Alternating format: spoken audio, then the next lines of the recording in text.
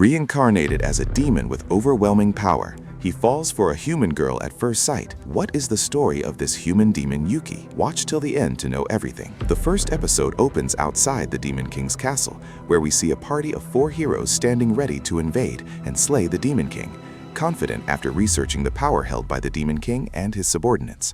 As they enter the castle, they begin to attack this demon who calls himself Yuki. Upon seeing them, Yuki understands they are the heroes sent to kill the Demon King. He informs them that if they cannot defeat him, they won't reach the Demon King. Mikana uses her magic and attacks, but Yuki easily blocks it, mocking her and her spell. Revan then attacks but fails to land a hit. It's Yuga's turn, supported by Cecilia's magic, but even that powerful magic cannot harm him. At the end of the battle, the hero party collapses. When Yuki looks at them, he sees Cecilia and is instantly captivated by her beauty. Suddenly, his friends appear behind him, asking why he didn't kill them. Yuki gets angry because he told them to stay hidden, but they emerged after the situation calmed down, having noticed him staring at the girl. They look at him suggestively, wanting to know his plan. Yuki yells at them, saying he was thinking about what to do with them. When asked if he will kill them, he orders them to throw the heroes outside, near a nearby human village, leaving them there. 1 month later, the Demon King gathers with Zykel, Yuki, and other demons to discuss the hero party. Lately, the heroes have been returning to the castle repeatedly to kill the Demon King, only to be defeated by Yuki 13 times. The subordinates aren't afraid as long as Yuki handles them. The Demon King asks Yuki why he doesn't just kill them. Yuki hesitates, then replies that since they cannot defeat him, the weak ones aren't worth killing. The Demon King warns him that if he refuses to kill them, he will order his followers to deal with them. Yuki apologizes and assures the king he will handle it himself, then leaves. As he walks away, Yuki thinks to himself, if he lets the heroes survive again, his followers will be in danger. He is worried because although he possesses superhuman strength, the heroes are strong enough to defeat the Demon King. Meanwhile, the Demon King is focused on conquering the world and wants to end this issue next time. The hero party returns, fully prepared to defeat Yuki. Yuga and Revan charge him, but they can't affect him. Yuki uses his power and throws them far away. They are shocked by this barrier. Cecilia decides to heal them, while Mikana furiously attacks Yuki with a massive fireball, which has no effect. Once Cecilia finishes healing Yuga and Revan, Yuki mocks them, telling them to fight him as much as they want. It won't make a difference. He challenges them to sink back into darkness if they wish. At that moment, Yuga asks Cecilia to support him with her magic, which she does, granting Yuga great power concentrated in his holy sword. He strikes Yuki with all his might, but he cannot even scratch him. Despite everything, they still want to kill the Demon King. Yuki proposes a deal. Leave the priestess, Cecilia, with him, and he will allow the other 3 to pass and kill the Demon King. Yuga refuses, but Mikana urges him to agree, pointing out that they must defeat the Demon King, and Yuki has had many chances to kill them but hasn't. Yuga insists on refusing, as it doesn't guarantee their survival. However, Mikana argues that saving the entire world is more important than one priestess. Cecilia then speaks up, asking them to go kill the Demon King, assuring them she will be fine. Yuga promises they will return for her immediately after the king. Once they leave, Cecilia talks to Yuki, asking why he insisted on her staying. She doesn't believe her powers can harm him, but she vows to fight him to her last breath. She attacks him again but fails. Yuki asks her to please listen. He tells her his name and says if he wanted to kill her, he would have done so in their first encounter. Cecilia isn't entirely convinced, but wants to hear what he has to say. Yuki confesses that he was attracted to her from the very first sight and asks her out on a date. Cecilia is shocked, thinking he's trying to trick her. She attacks him again, but he doesn't fight back. He tells her that since she rejected him, he no longer cares about anything else. Even if he were to go out, he'd only be trapped in this room forever, allowed only to leave to attack human towns and villages, which he doesn't want to do. Cecilia refuses to believe him, arguing that the Demon King is trying to wipe out humanity. Yuki explains that although he looks like a demon, he was reincarnated from another world and has a human heart inside him. Cecilia is still confused. If that's true, why serve the Demon King? Yuki reveals that although he could defeat the Demon King, if he did, he would be crowned the next Demon King, which he doesn't want. He is stuck here, unable to act, but if he has to live this way, he prefers to end things. Then she appeared before him, and he loved her at first sight. Even after a month, he hasn't felt his alive since becoming a demon. Cecilia is moved by his words, realizing that despite his immense power, he possesses a human heart. She suggests he uses his strength to help others, and asks her to accompany her outside a castle to do so. The scene shifts to the Kingdom of Clarence, where the king is celebrating the hero party for defeating the Demon King, who had terrorized their people and sought world destruction. The king declares the next 3 days a holiday to honor their great victory, and calls for the people to celebrate their heroes to the fullest.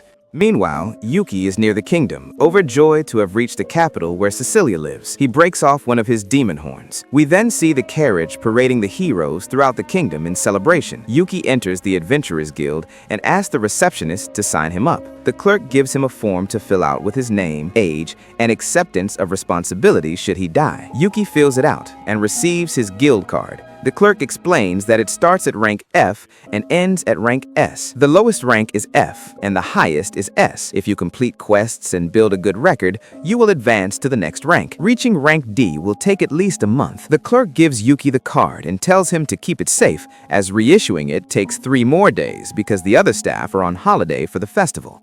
He doesn't want to deal with reissuing it. Yuki takes the card, thanks him profusely, and returns to his room, counting the money he earned on his first day. He wants to raise his rank quickly to earn more money, aiming to reach a sufficient income to ask Cecilia out again. Yuki is happy and vows to do his best to make this love a reality, no matter the cost. The next day, Yuki goes to the guild and tells Kleiman he will accept another mission. Kleiman is suspicious because Yuki jumped from rank F to rank D in a week. He's clearly no ordinary person, but Kleiman verifies that there seems to be no cheating. Cecilia arrives and tells Kleiman to cancel the mission, then asks Yuki to come with her to talk. The scene shifts to a mansion. As Yuki gets out of a carriage, a guard attacks him, but Cecilia angrily stops the guard, telling him Yuki is her friend. Cecilia apologizes to Yuki. "I planned to meet you earlier. News about a beginner adventurer reaching rank D in the blink of an eye is spreading everywhere. I hoped all I needed was to find you. I want you to leave the Adventurous Guild. The hero defeated the Demon King, but that doesn't mean the danger is gone for good. Sovereignty wars are erupting between human nations.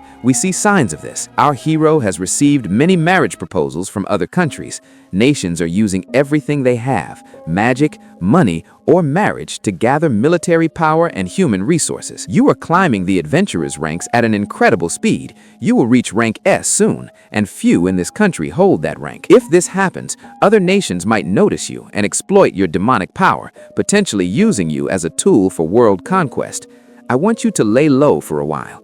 I wish I could hire you and pay you, but I don't have the funds to hire someone of rank S." Yuki tells her, "I will consider anyone who demands my service as an enemy, which would mean my life ends in the parallel world. But I have living expenses." Cecilia pleads with him to agree for the sake of the country's safety. Yuki reassures her that he will refuse all other women who propose marriage because he only wants her. Cecilia laughs, saying, "It seems I was worried for no reason. You can stay in the Adventurers Guild." Afterward, Cecilia's mother, Celia, arrives. She apologizes for the guard's rudeness and informs Yuki that Cecilia has received many marriage proposals. Yuki becomes very angry as he loves Cecilia and becomes even angrier upon learning the hero wants to marry her. Cecilia reassures him that she rejected all the offers and tells her mother not to discuss unnecessary matters. Celia then asks Yuki, "Since you admire Cecilia, why don't you just marry her?" Yuki apologizes, explaining, "I have already confessed my feelings to Cecilia, but she rejected me. I am currently working hard as an adventurer, and once I earn enough money, I plan to ask her again." Celia decides to test Yuki to understand his perspective, as she cannot easily hand over her daughter. "I don't want unwanted bugs gathering around my daughter. I want you to be a loyal friend to her." Cecilia tells Yuki, "It seems my mother likes you. I think that's great, but you look a little upset." Yuki tells her he wants to ask her for one favor. He wants to call her Cecilia without a title. She agrees, telling him she will also call him Yuki. And that concludes today's episode. Stay tuned for the next episodes. If you like the video, don't forget to subscribe and hit the notification bell to get all our new content.